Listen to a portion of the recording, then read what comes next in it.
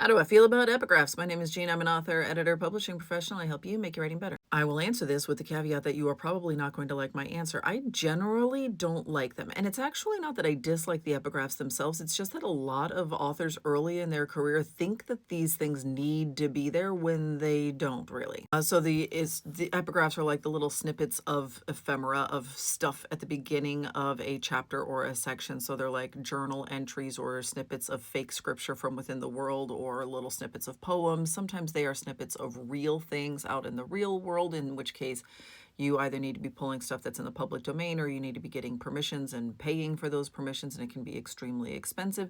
So these are just like the little snippets that go at the beginning of the chapter to sort of like set the tone for what we are doing now. So the very specific example in here says my main character has lost memories, but she finds an old diary. I want to use these snippets to give the reader tiny hints about those memories.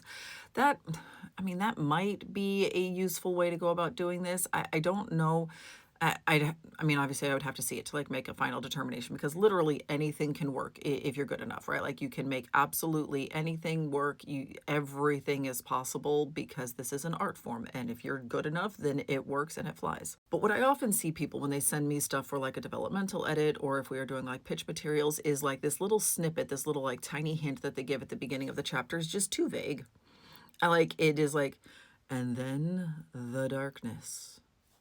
And so like nobody knows what that means. We don't have any context for that. Like we're kind of like, okay, like it doesn't do anything. It doesn't pull us forward in a way that feels like impactful and really like propulsive. It is just sort of like, I'm giving vague hints in a hope that you will be curious enough to continue forward. And that is usually not enough. And you only have to do that like twice, maybe, before your reader learns like, well, these things don't mean anything and I can skip them all entirely. Which is then why I advise like not putting plot specific, like plot necessary pieces, like not having them only be in those epigraphs, but make sure that that is woven in elsewhere within the narrative, because readers have certainly learned that they can skip these epigraphs, that they do not need to be reading them. So then they sort of feel redundant. And so like, what are these epigraphs actually doing for the story? And I have seen some where it is genuinely adding something to the story, but if the reader skips him, they can still follow the story. Does that sound hard? It is. Writing is difficult, and this particular skill is a difficult one to master. This is why not every book has these, because they're just simply not necessary in every book.